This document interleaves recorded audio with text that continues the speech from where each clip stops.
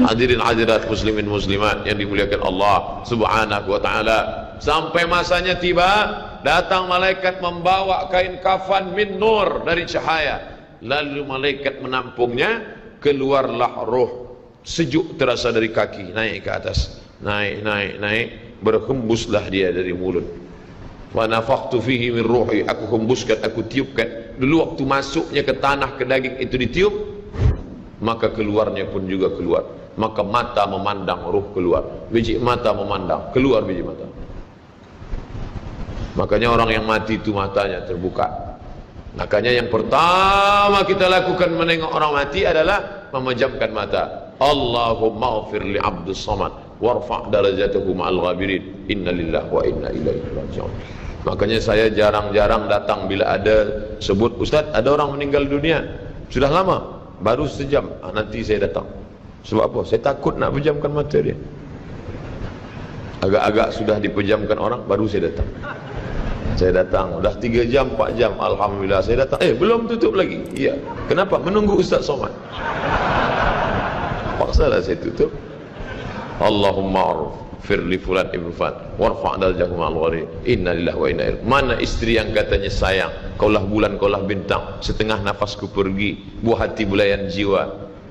Ketika roh ada dari jasad, memang betul kata dia sayang, tapi manakala roh keluar dari jasad, dia pun takut menengok mata kita.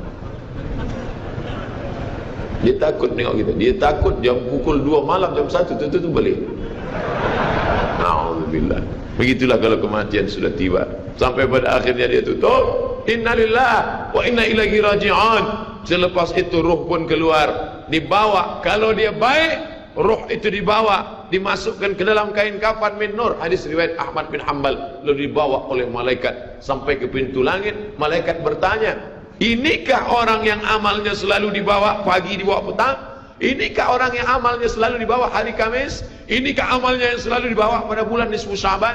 Ya, inilah orangnya. Kam min masyhurin fil ardi walam yakun ma'rufan fis sama. Bukan hadis. Berapa banyak orang yang namanya masyhur di bumi, tapi malaikat tak mengenal dia. Tapi berapa banyak orang yang tak masyhur di bumi, tapi malaikat mengenal dia. Mengapa? Karena amalnya pagi dan petang dibawa oleh malaikat. Orang ini mana? Belum datang. Orang ini mana? Belum datang. Orang ini mana? Belum datang. Disambut dia, disambut kedatangannya. Masya Allah, tabarakallah. Mudah-mudahan kita termasuk orang yang disambut oleh malaikat karena amal soleh kita. Maka bila saya datang di satu majlis, malam tadi datang di Shah Alam, orang menyambut ramai. Malam ini datang ke Masjid Muaz bin Jabal, ramai. Esok malam di Terengganu datang, tak tahu entah ramai entah tidak. Ramai. Dalam hati, hai Abdul Somad, apakah malaikat akan menyambut engkau nanti juga dalam keadaan ramai? Kalau engkau ikhlas, iya. Tapi kalau tidak ikhlas, na'udzubillah. Nabi Isra Mi'raj berjumpa dengan orang yang sudah lama mati. Bagaimana rasa kalian mati? Apa kata mereka? Seperti kambing yang dikuliti hidup-hidup, seperti tebasan pedang di tempat yang sama beratus kali, seperti kail mata pancing yang masuk ke dalam kulit yang basah, ditarik, disentapkan sehingga terikut dagingnya sampai keluar. Makanya selalu kita berdoa, Allahumma hawwin alaina fi sakaratil maut, taubatan qabla al maut, taubat sebelum mati, wa rahmatan indal maut, dapat rahmat ketika mati, wa maghfiratan ba'dal maut, mendapatkan ampunan sebelum mati. Allahumma awin alaina fi sakaratil maut. Makanya doa selamat itu baca pelan. Baca pelan, renungkan. Ini sekarang banyak orang baca doa selamat cepat-cepat. Maut. Apa maut aja nih? Saya tak pernah menghafaz doa itu pakai kertas, tak pernah. Wa taubatan qabla al-maut, wa rahmatan indal maut, wa maghfiratan, belum pernah. Kenapa Ustaz boleh hafaz? Sebab dulu dibawa oleh ayah, dibawa oleh bunda, dibawa dalam acara tahlil, dibawa dalam kenduri orang mati, dibawa. Tiap hari telinga mendengar Tuan Imam membaca pelan, maka kita ingat. Wa taubatan qabla al-maut, wa rahmatan indal maut. Anak-anak kita ini, walaupun mereka lari sana sembang sini, tapi telinga mereka mendengar. dan anak-anak ni hafaz. Kadang anak hafaz, ibu bapa tak hafaz. Sebab apa? Sebab dia golden age, usia emas. Mereka hebat, mereka kuat ingatannya, menangkap hafazan itu begitu kuat. Maka kita ajarkan mereka doa itu pelan-pelan. Sebab bila kita ajar kuat-kuat, mereka balik, dia panggil, ibunda dia panggil, cuba kau baca apa doa tadi? Allah maut, Allah maut. Apa mau aja ni? Sebab di Iraq banyak orang mati, sebab di Suriah banyak orang mati, di Palestin banyak orang mati, di Rohingya banyak orang mati. Padahal maknanya amat sangat dalam. Allahumma hawwin alaina, ringankan kami fi sakaratil maut.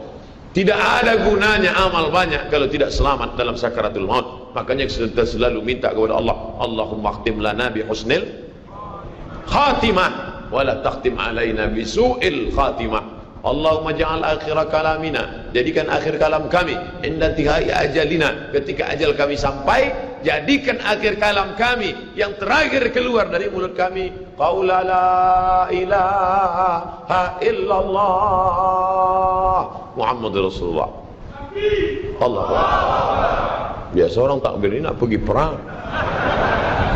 Menghadapi sakaratul maut penting juga takbir. Sebab di situ banyak segala macam godaan-godaan. Datang syaitan membawa air, katanya menjelang sakaratul maut itu haus, panas, haus, maka datang syaitan membawa air. Engkau sebut nama aku bagi air. Mau? Kata dia. Mau? Engkau mau? Sebut nama aku.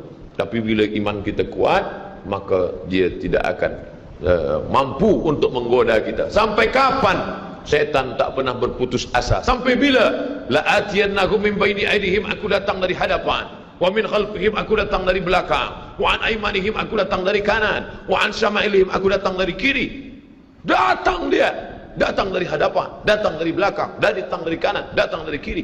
Oleh sebab itu yang banyak tuan-tuan yang ada berada di sini, tolong berzikir semua. Subhanallah, subhanallah, subhanallah. Kenapa?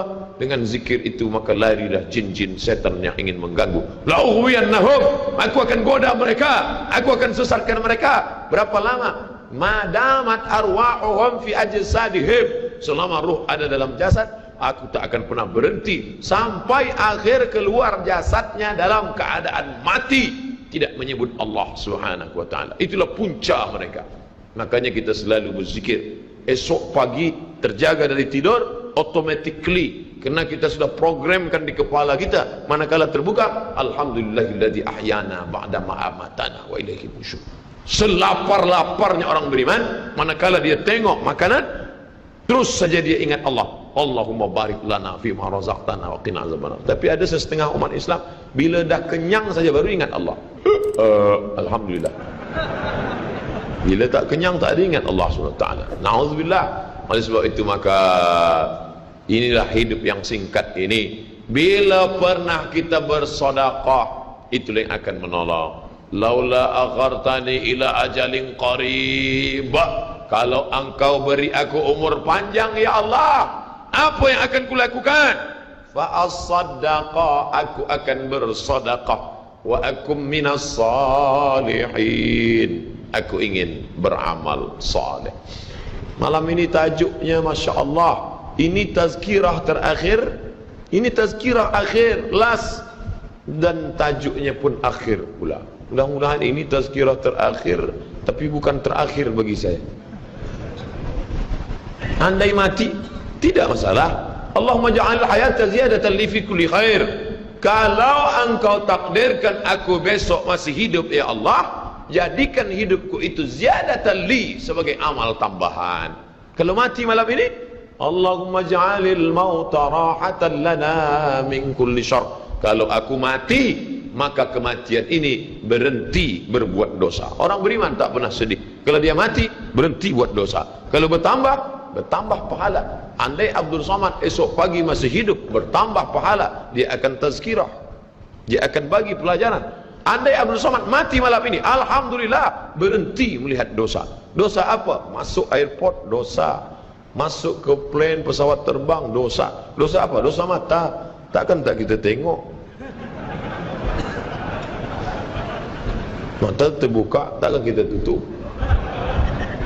Maka orang beriman sentiasa menjaga dirinya, tak pernah dia berkeluh kesah, tak pernah dia mencaci maki. Kenapa aku matikan aku ya Allah? Kenapa umurku pendek ya Allah? Ridha kepada Allah. Itu yang selalu kita katakan, raditu billah rabba wa bil islami dina wa bi Muhammadin nabiyyan wa rasula. Aku ridha.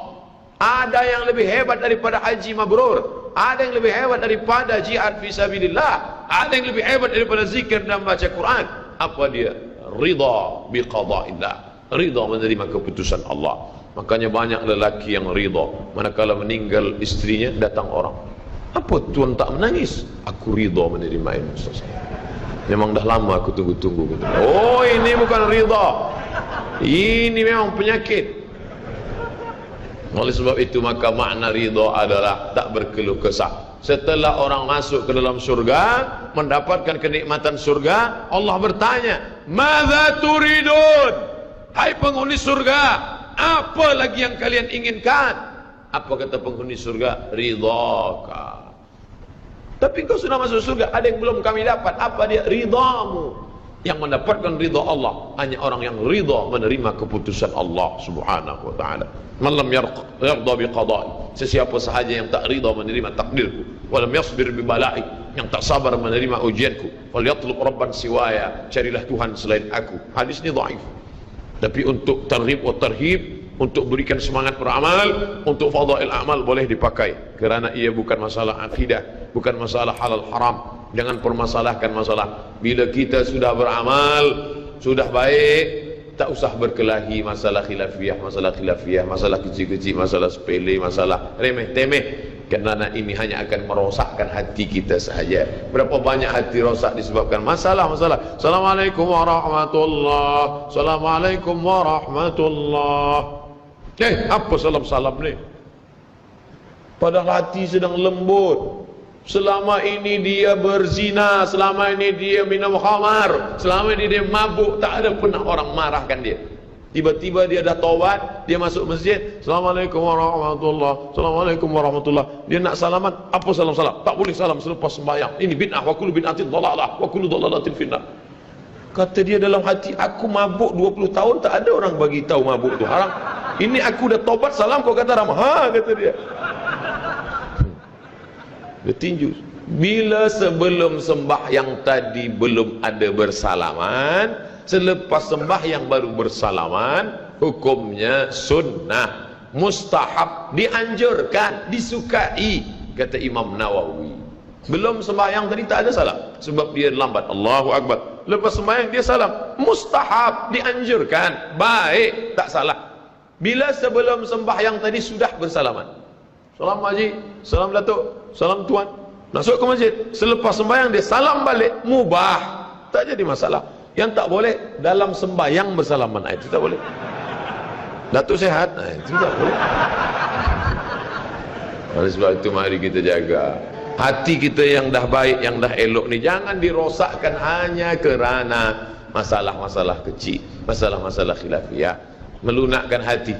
Kayu patah boleh disambung, kaca retak boleh direkat, tapi hati rosak, kemana obat akan dicari. Oleh sebab itu memperbaiki dengan akhlak. Al-adab fawqal ilmi, adab lebih tinggi daripada ilmu. Tak ada guna banyak ilmu, banyak kaji banyak, tapi menyakitkan hati orang. Ada yang lebih hebat daripada ilmu. Apa dia? Adab. Al-adab fawqal ilmi.